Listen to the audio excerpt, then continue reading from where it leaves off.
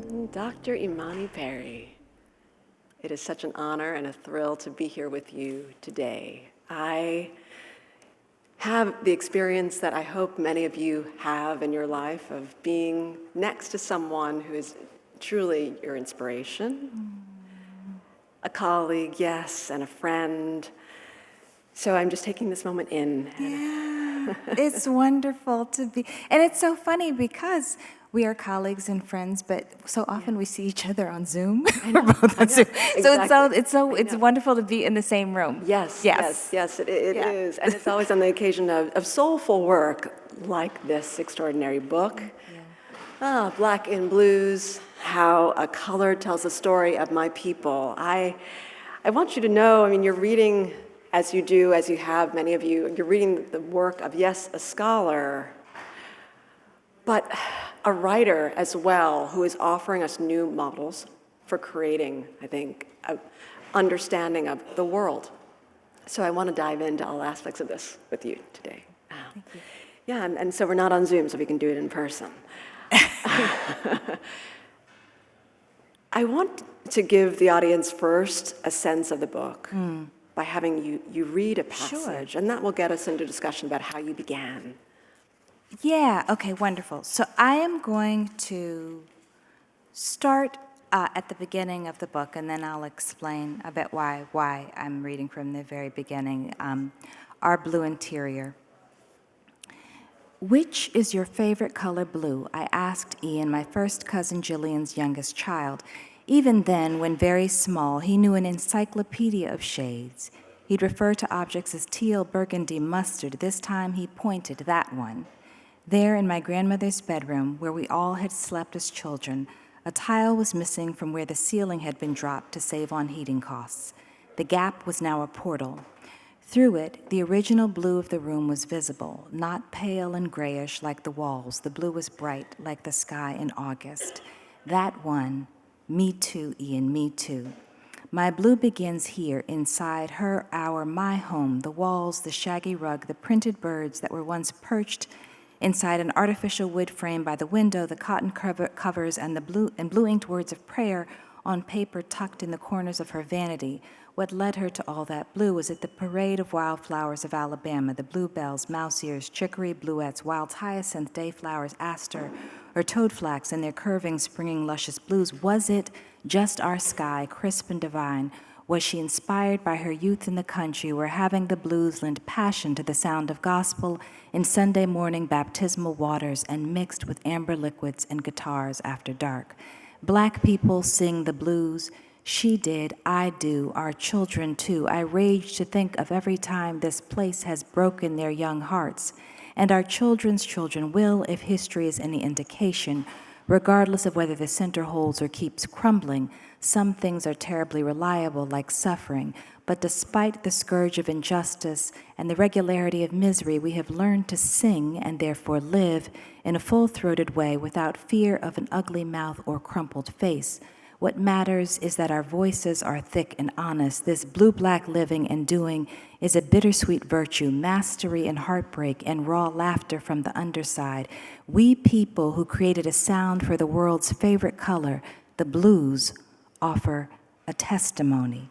We have looked to the blue expanses of even our most treacherous of landscapes as places of possibility, the North Star in the midnight sky, which led the enslaved to free territories, the celestial morning blue, which somewhere out of sight housed the gates of heaven and relief from endless labor. We have even believed, leaping from slave ships, that the deep ocean waters would return us to freedom by traveling back to the past before the vicious trade in flesh. In the successive waves of reckonings, through the steady meanness of life, we have relied upon a blues-soaked sensibility, sustaining, being, and becoming ourselves. Beautiful. Thank you. Thank you. So I'll just say really quickly, I hadn't planned on necessarily, when I went on tour, reading or even reading from the beginning, but the night before my very first event, the home that I begin with, which is my portal to blue, that home where I learned about blackness and the blues, burned down. And it was devastating. It's the night before the first event, and I get a text message of the house in flames. And so I'm back in this blues moment, black in the midst of grief, blues, and trying to do something that I'm describing as part of our tradition, and that we hold on to in my life as I'm traveling with this book, which is to hold on to the beauty in the midst of the blues and the grief. And so, living with the book itself has become an exercise in the thing that I'm trying to reach for. Yeah. Thank you for that. Thank you. You've been walking around the world with this idea, how to write about this color, concept, geography, blue. Can you begin to give us a sense of your process? Sure. Yeah, and it's interesting. It's a combination of complete wildness and the sternness of disciplines. It's like sort of vacillating between, so I will become, and this is a sort of, people say, how long did this book take? And I sort of have been living with the ideas for much longer than I was writing in earnest. I looked every once in a while, I sort of redressed I had one of my altars, one of my spiritual altars, and I just happened to be going through it as I'm, touring, and I see a piece of paper from like 6 years ago where I had the title of the book. It was different then. It was Black and Blues. But I wasn't sort of thinking deliberately 6 years ago, but it was there, it's the seed. And so the process was and is, on one level, I see something, and then I have an obsession, and then I go down the rabbit hole of research, right? And so, the moment in Julie Dash's classic film Daughters of the Dust where the arms are dyed, the ancestors are dyed indigo from working indigo, and then the moment in Beloved where we learn that Setha's mother worked indigo. These moments stick with me, and then okay, so now I need to understand this, and so I spend all this time researching the history of indigo cultivation, both in West and Central Africa, but also in Asia, and thinking about how it comes to this country, or comes to the Caribbean first, and then comes to colonial South Carolina, and how it comes, and what kinds of knowledge existed amongst Africans there in relationship to indigo, but also what it meant to be traded for indigo, to try to stand in that moment. So there's the research, and then there's the contemplation of I talk about haunting the past, to stand in that moment. And you do this so beautifully in your work, and you try to stand in that moment and try to contemplate what was it like to be a craftsperson, to create something beautiful, and then to be reduced to the equivalent of a block of dye. You're sold for a block of dye, right? Yeah. And then to hold fast enough to your humanity to say, but I still am going to cultivate and create, right?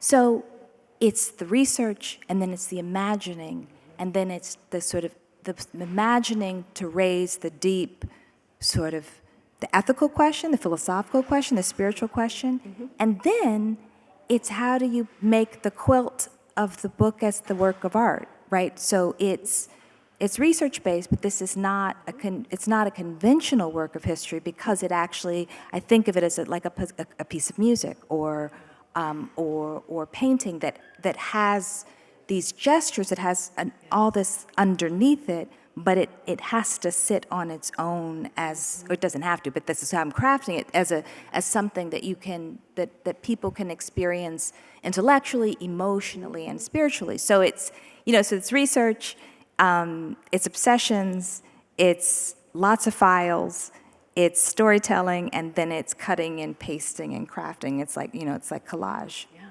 or quilting, yeah. One of the opportunities in a conversation like this is to disclose the hidden, but the necessary in public conversation, which is the how. Yeah. How do we become and how do we create? It's too private, I think, these conversations. Yeah. And we're in a moment in an era where we need these models more and more. So I'm so grateful that you're disclosing that process. the act of writing you make so vivid in the book, in the pages of the book, in describing, well, for example, having these notebooks, these blue books, Yes. you describe them, Yeah, right? yeah. And having conversations with friends where you'd have populate in the books anecdotes about, say, black gums or blue gums. Yeah. So can you tell us a bit about your decision? Sure. Yeah, so this is also, because you have these, with the research process, you have these discoveries, and they can be so juicy and fascinating. So one is I come across, and I didn't grow up with this folklore. But I actually encountered friends who had. Delita Martin is one of the people who was familiar with it. But there used to be this folklore that black people with blue gums, if they bit you, you would die, because they had this power, right? And it was complicated because on the one hand it was kind of racist, but it also something that black people said. Yeah. And it's sort of one of those things that's a kind of power, right? It's because if you imagine the intimacy of the connection in the South between black and white people in terms of labor, domestic work, right, caretaking. So to imagine someone that close could bite you and kill you, right? And I learn about this folklore. I'm fascinated by it, and it's interesting because it's sort of connected to the way people talk about blue, black-skinned people, but it's different, and it's seen as this sort of a kind of spiritual power connected with hoodoo. The power of the blue gums, as they would call them. But then once I started researching and to talk about this, it's fascinating because I find it in the pages of The Atlantic that people are talking about blue gums, right? I find it in dental journals where they're like, we've heard this lore and we need to do some research on it. And, so it's, and part of the point of that for me is that, so one of the things I wanted to do in the book is I didn't want to talk about what we talk about as folklore or science or myth. Yeah. It's sort of, I didn't want to create a hierarchy, which is what we have to do in academic writing. You draw these sort of strict distinctions. Much like fiction, you can tell truth without a fixation on fact, right? I wanted to accept the truth of these historical actors. So I wasn't interested in talking about, why would they believe such? We're just going to sit with the fact that, and what is interesting about that is for me to go back to medical professionals who had as much faith in the possibility of these things as the folk, right? And so, it's this reminder that so much of what we take as sort of as science and knowledge, it's always sort of speculative too, right? There's these sort of distinctions between science and artfulness and spirituality, much more porous than we have given credit for. Yeah. So I wanted to tell the story, but in the sort of lore around blue gums, and it's sort of funny, but it's also fascinating. It's a way of thinking about power and color. But then I also end up talking about being on Zoom with my friends, and I'm telling the story, and three of them lift their mouths up, and they all have blue gums, right? And so it's just those moments, and to try to bring them into the relationship with the reader felt really special, It is, and it was as an experience on the page, and maybe from my seatmate on planes as I was both laughing and then having these different moments of deep interiority where you allowed me to see my own landscape anew. You just use this term, you want us to be able to sit with it. Mm-hmm. And that's an experience I think we try to create also in the classroom, but yes. It's rare to have delivered through, I think, a book, in that it's often we're teaching a text that's about an argument, and here, yes, it's not an argument. That's not the objective, right? Of this masterful text.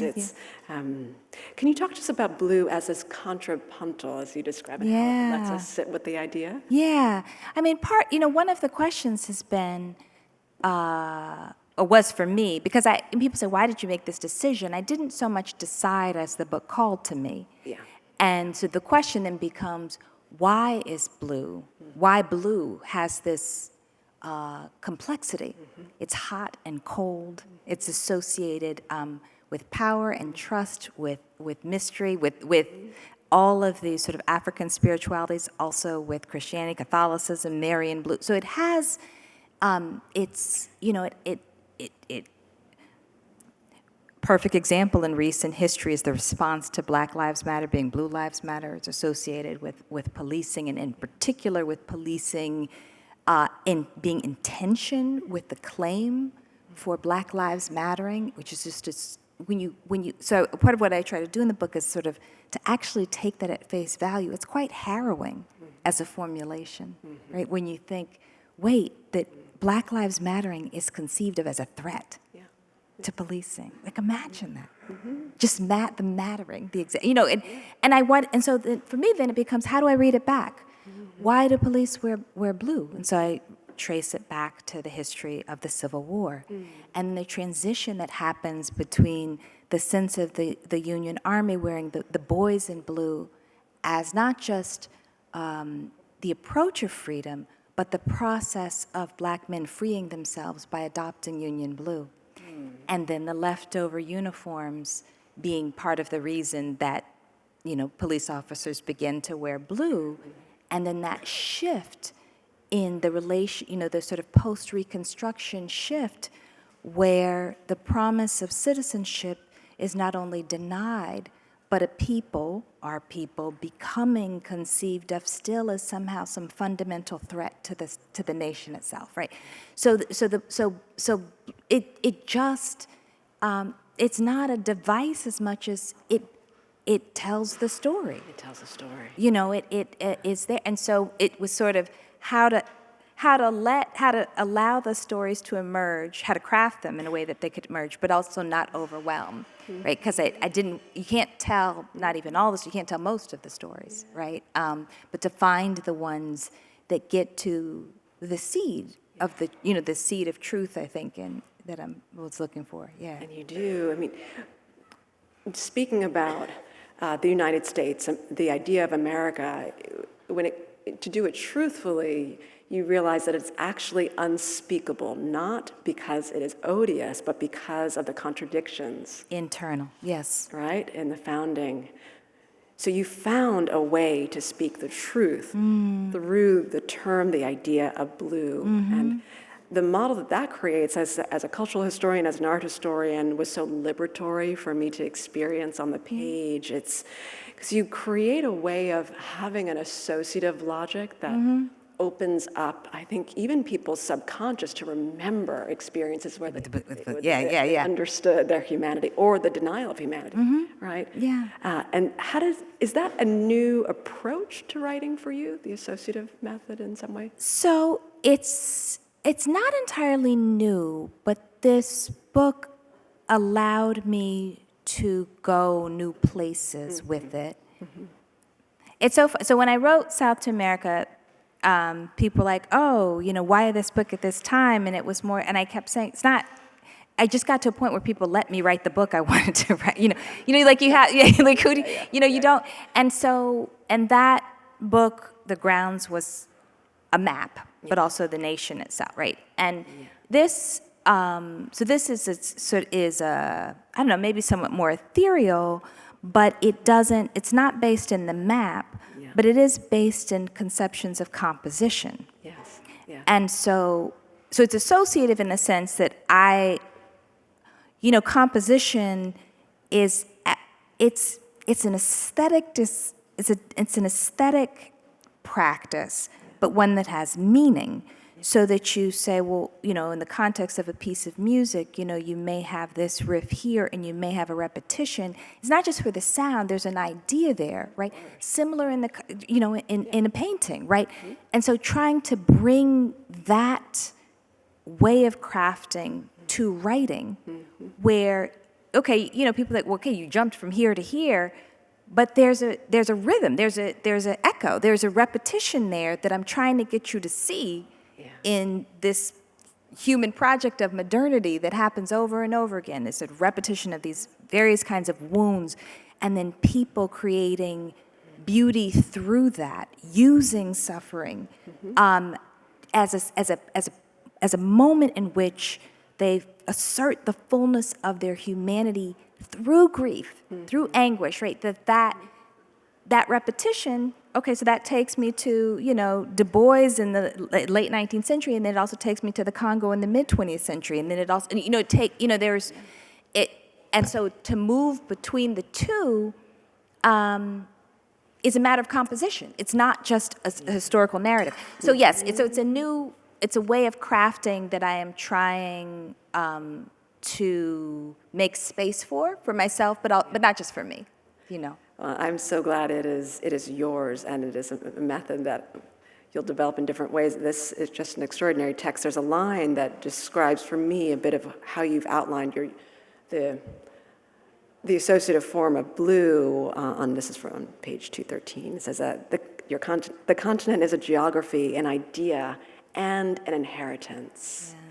And in many ways, you describe that they've all changed over time. You're letting us, through this idea of blue, see the continent anew, understand it as an idea, from whether it's the blues to whether it's the lived idea of the blues or the music, to blue as also an inheritance. And I just thought it was really just stunning. Thank you. One of the misconceptions I think people have about the arts, aesthetics, color, is that there isn't meaning. Right, yes. Right. That it's just an escape from reality somehow. Is there an example in the book, to your mind, because there are many I have in my mind, that allowed you to challenge that idea? Oh, well, there's so many. Part of, so the, what's now a standard, Mongo Santa Maria's Afro Blue, which is just a beautiful composition, right? And I decided to tell the story of his own experience, coming from Cuba to the United States, experiencing not just racism of the United States, but racism in the Latin music world, right? Yeah. And feeling like, okay, I'm playing with my people, but they're not necessarily defending, he's dark-skinned, he's not necessarily defending me when I'm the one who's Jim Crowed. Right. And we're playing African music. Yeah. And the people who are playing it here don't look like the people who are playing in Cuba, right? And so, and so the song, he uses African rhythms in the composition. Yeah. And so, and so you may not know the song necessarily, but you've heard it. Everybody has heard it. And so then within a year, for Abby Lincoln, right, to record it as a kind of a recognition. And then, so I will tell that story. So and it's in this moment of sort of the this sort of decolonization moment, right? Black people imagining across the globe. And I think this is the thing that we too easily forget. The denial of citizenship was not a domestic, that was sort of what modernity did to Black folks, right? This is why Haiti has suffered so much, and why Haiti winds up in this book, is that, so there's this moment, the moment, the civil rights moment is also this global moment of reaching for a claim to citizenship. So there are these echoes that are happening. And then so that, and so there are these repetitions. And then to go from that to talking about Roberta Flack as this young prodigy, recording the song. Yeah. And then in the middle of the song, her recording, she has a citation to a song that Miriam Makeba did, just a couple of seconds, that was in the context of the South African anti-apartheid movement. Yeah. There's so much content in the sound, right? Yes. And to try to so for me, the challenge was, okay, I want to tell you about this, but I don't want it to take away from the experience of the book as a work of art, too. Oh, yes. But that's what music teaches us how to do, if we listen, Yeah. And we do that through the structure of the music, whether it's the chorus, the refrain, what you're going to put where. Yeah. And the pointillist exercise of the book was such an example of how to do that as a writer. There are so many moments I want to get to, but you have many ways of inspiring us to think anew about influence. What's influenced us in terms of becoming? What's influenced you as a writer? And now that I've read every interview that Imani's done with this book and listened to every other podcast I can, or every podcast I can, I've heard what you've said in response to things. In the NPR Fresh Air interview, I think you were asked about your writerly influences and asked for one. Yeah. And you offered back the Thelonious Monk, Yes. which was a surprise. And Yeah. I'd like for us to hear why you Why chose Thelonious Monk? So what I love about Monk is, and I'm not formally trained in music. I mean, I played the mandolin, but not, and I've taught music, but I'm not a musician. But there's something that he did with repetition that is so meaningful to me. So there's a way, one, to play, and then to play a note that sounds off, but then actually and then to recover from it in a way that actually demonstrates that it wasn't off. It's almost like making apparent the very thing that the Blue Note did to American music, right? It becomes very apparent, like there's sort of this expansion. And then also the repetition, the repetitions upon a theme, the way he would go back around. And then the next time, it'd be a different note that he's sort of worrying in different ways, and playing different ways. And also just the embrace of the kind of idiosyncratic, right, which I love, kind of stand up and do this funny dance and walk around, right? And so there's what he did, even with standards, he made them, and I use the present tense because that's how we experience music, right? Makes them, he rewrites. And so that for me, it's a revision as art, it's an engagement with the past, and it's an engagement with a sort of, our idiosyncrasies and even our fallibility as human beings in the craft itself. And so that to me, that's it, And so I want to be like him. Yeah. I love this line Thelonious Monk said, a genius is he or she who is most him or herself. Yeah. And this is an endeavor, right, to also understand how it is that we become. There's so much love and fellowship that surrounds you in this book that you put on the page, whether it's honoring ancestors, your grandmother, whether it's honoring those to come through. And you describe really the book, or all of your books you describe as artifacts. Yeah, right? they are. Can you describe why? Yeah, because they're material objects, books, and they're precious. It's weird because we don't necessarily. I mean, some people, antiquarians treat them as artifacts, but we don't talk about books in that way. But they are, and they can be like amulets that we carry around, and so they're, and also part of it is because they're out there, right? We write the book. And then they're out there, and we have a relationship to them, but they exist beyond us. That's right. And so, and that the book has other relationships that have nothing to do with us, right? In people's lives and people's experiences. And so I think for me that lets me let them go, and to enter into the next project, but also to allow the book to be, to let the book go when it's done, right? Like to say, okay, this book is done. It's an entry point. I always think of every book as an invitation as opposed to a final word. So my hope is that I write this book and then it elicits someone's imagination to do something, right? And so that is for me the kind of, that's the sensibility behind sort of trying to talk about it or think about it as an artifact. But there's also, I don't know if you have this experience, right? But then you go back and you're like, oh, I wrote that. That was kind of good, right? Like, and sometimes you're like, oh, that's wrong. And that's good. I mean, it's.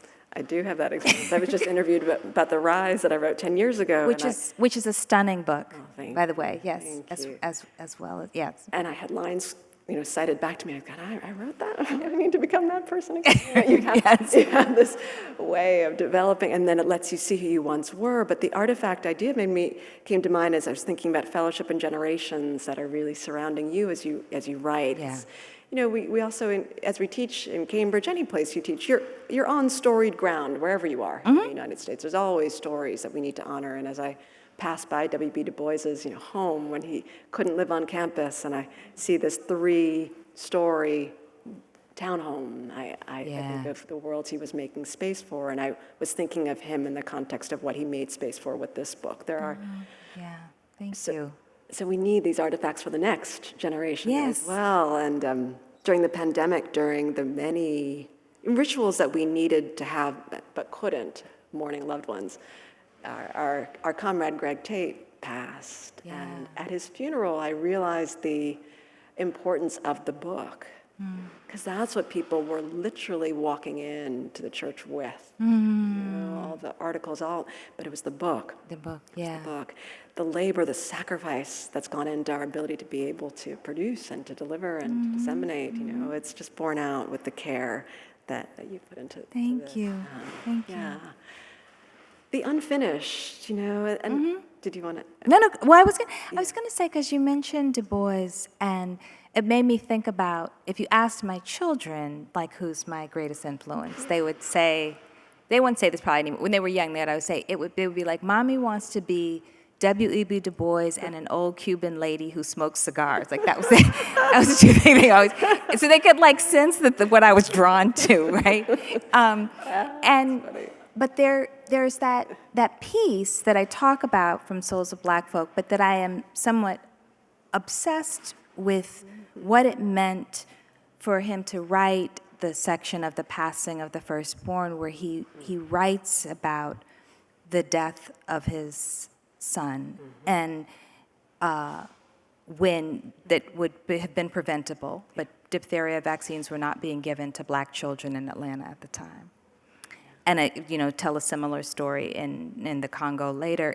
But there's something about the courage of that chapter, of the entirety of that book, which is so experimental, Souls of Black Folk, but that is an inspiration. He was trying to make room by breaking form.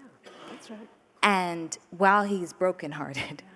Right, and I was like, okay, this is what, and the book is dedicated to 2 of my cousins who passed away, and it was in production, and I said, I have to change the dedication because another person who I love, the cousin who was like a brother to me, he died while the book is in production. And there's, the steadiness of grief that has everything to do with race in this country. I can pull out all the data and the statistics why. The neighborhood where we're from is poisoned. It's poisoned. And I think I have a bunch of chronic diseases. We all have, I think it's entirely environmental. Yeah. So, but I can say that as a kind of political statement, but I also want to get to what it means for, what it means, right? Which for me requires also engaging in all these various methods, which is what he did. That's right. Time and time again, yeah. Yeah, that's exactly what it means, what it takes. And I also, for those who don't know, I know you know, but the Souls of Black Folk, it's experimental. Yes. It's a manifesto. It's a defiance of form. It's an innovation of form. And he creates the template for that through an aesthetic product, through an exhibition, right, in 1900. The Paris Exposition, there he is, creating the Georgian Negro, a project which shows through this assembly of Thomas Askew portraits and photographs and what we now call data visualization, a new way to understand us on the world stage, wins the gold medal, but that doesn't matter. It's not even about winning in that sense.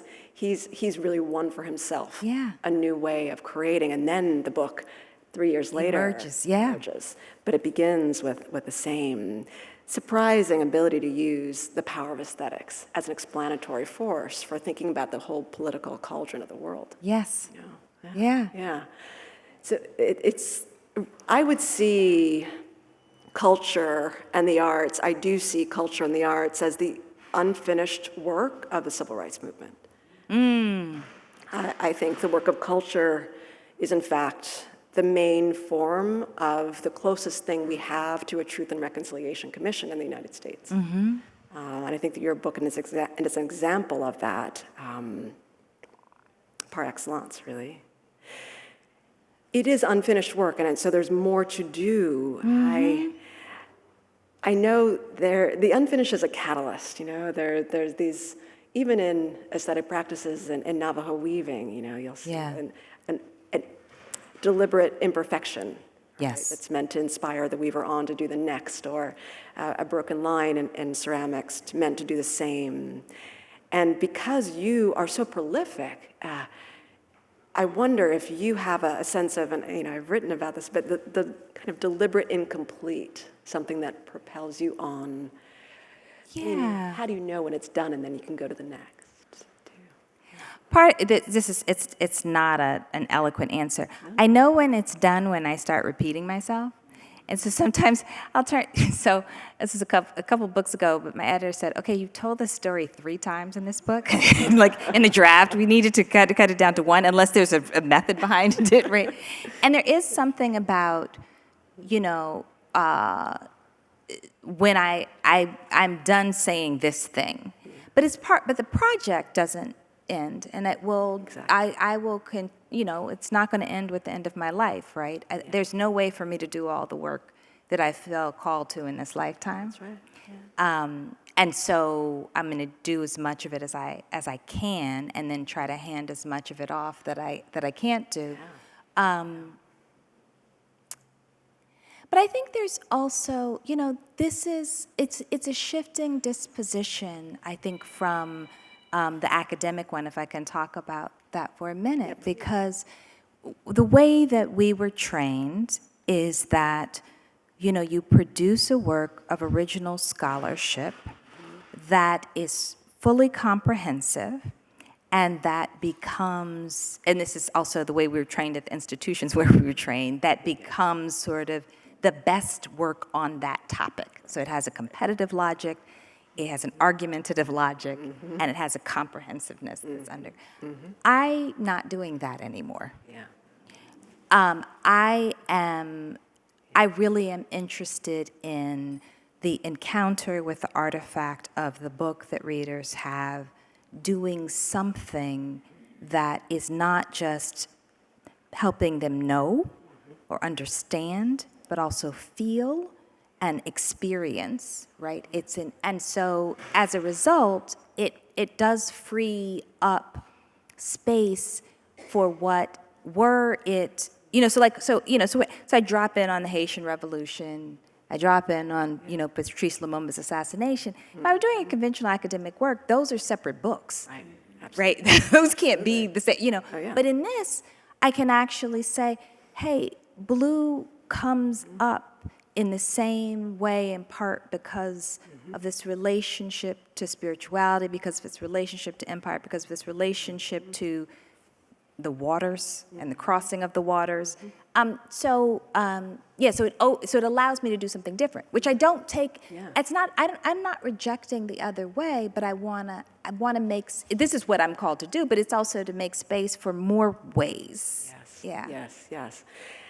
And we have this connection in our work because of that as well. I mean, I came to academic writing through having written The Rise and as working as a curator. And I've always hoped that this model could be not seen as antithetical to what an academic is supposed to do, but a way in which it's actually, a way in which we can both teach and model and be. Yeah. Because the paradigm is a competitive one. It is actually built into it, is in part the contradiction of the aim of a book like this. Yeah. So it's so interesting. So at the end of my book, Vexy Thing, which is about feminist theory, it ends with curation. Yeah. As a way, and a kind of an argument about we have to be deliberate about curating our lives. Yeah. And I love that you say that, because I do think there are also ways that there are different sort of branches of intellectual life, professional life in the arts, that are so, and you have crossed those terrains, right? So, but so many people don't cross the roads to even sort of imagine a different. So for me, this sort of example historically par excellence is George Washington Carver, right? And so we hear George Washington Carver, if you certain generation Run DMC, that's the man who made the peanut great, right? And the story is he's the scientist with the peanuts, right? But he's a visual artist. He's a gardener. He's a spiritual figure. People in rural Alabama think he's kind of like a hoodoo man because he's walking in the forest talking to himself. He's making a lab at Tuskegee, but he's doing it with discarded materials. He's almost like an assemblage artist of science. So he doesn't have to be this or that, right? And I think that, and we can't fully grasp who he was if we just say he's the scientist. That's right. You can't even teach who he was. Right, you can't, right. What, is it going to be art history that teaches him? Is it going to be this, that? And Right, so, yeah. And he creates he creates a formula for Egyptian blue, which people become paint. And he talks about, he makes these paints, and he says out of materials, right, earth and leaves, and he says he's making rich paints for poor people. Yeah. But he's doing so because this is not a man from the South. He comes to Alabama and he notices all of these rural folk adorning their homes. And so he is inspired to produce beauty in response to the way they have produced beauty. Yes. So even that also is part of the story, this dynamic relationship, the inspiration to art and science and creativity. Like, so to me, like, he's in the book as the model for what I think, we're kind of trying to figure out how to do now. Absolutely. And he was a professor, right? Professor. If you went to the show at the Met that focuses on the influence of Egypt on culture, you'd see in a little vial this oxidation number 9. That's it, yeah. Yeah. There are many, I know I could speak for hours with Imani. I know you could probably listen for hours to extraordinary friend here. I want to make sure that we've also just gotten to one of the figures in the book who I think operates as a bit of a kind of angelic presence in Brother Blue. Yes. Yeah.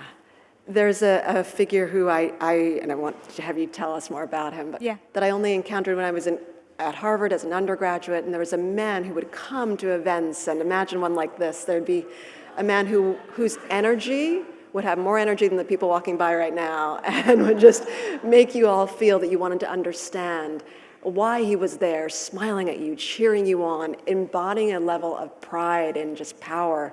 And I didn't know a thing about him, but I did know that he made me think through the power of art and culture and launched my path. And I didn't realize that until I read her books. So, Brother Blue, can you tell us? So Brother Blue, he's a storied figure, right? If anybody who passed through Harvard or Cambridge for many years, and he would dress in what he called his rags, which would be a sort of blue denim two-piece. He had a tam on, and he often had ribbons streaming from his body and butterflies pinned, and sometimes butterflies painted on his hand. And he told stories on the street. Yeah. And he was like, he was kind of a blues man, but he was in a storyteller, sort of a hippie all at the same time.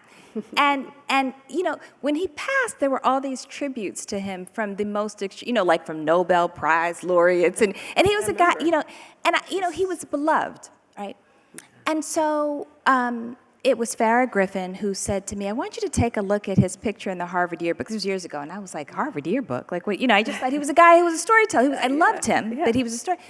And then I go into the yearbook, and in Widener, you can go through the yearbooks, and I see him, and he looks like Du Bois. He's the most like straight-laced, talented 10th looking guy. So that made me curious about his story. And you sort of have to, I almost can't speak it, but he comes up this, Depression era kid in Cleveland, some elements of tragic personal story, goes to the military, winds up with a lot of distinction, writes a letter asking to be admitted to Harvard, comes to Harvard, and is clearly incredibly talented, but feels his calling is to be a storyteller. So he goes to Harvard, then he goes to Yale, neither quite for graduate school, it's not quite right. And then this becomes clearly his calling, stepping outside of the certain kind of ambition, but offering so much. I encountered him when we moved from the South. We come to Cambridge for my mother to go to graduate school. I'm a fish out of water. There's something about him, though, that is not from where I'm from, but I understand. It was a comfort. And he would look into and he would tell us, he would do a jazz version of King Lear, but he would also tell this gorgeous story about the butterfly who had no idea he was becoming a butterfly while he was in his chrysalis. It was only when he emerged that he got it. And it's just something that, sticks to your craw in the most beautiful of ways. So yeah, so he's another one of those figures in the book who's a model for me, but I hope it's just a model. Exactly. Yeah. Exactly. I know when you get to it in the book, you'll find in your own life the Brother Blue equivalent. Before we close, I wonder if you might share with us the reason for the selection of the image. Yes. On Can you the tell a little front. story? Yes, from our friend Titus Gaffar. Titus Gaffar, Oh yeah, yeah. what page? I don't even remember what page it's on. 236. I can give it to you here if you want. Or I think yeah. it's, okay, I'll do it really On the quick. left side, yeah. I think this version is different. All right. Can I read? Yeah, thank you. Yeah.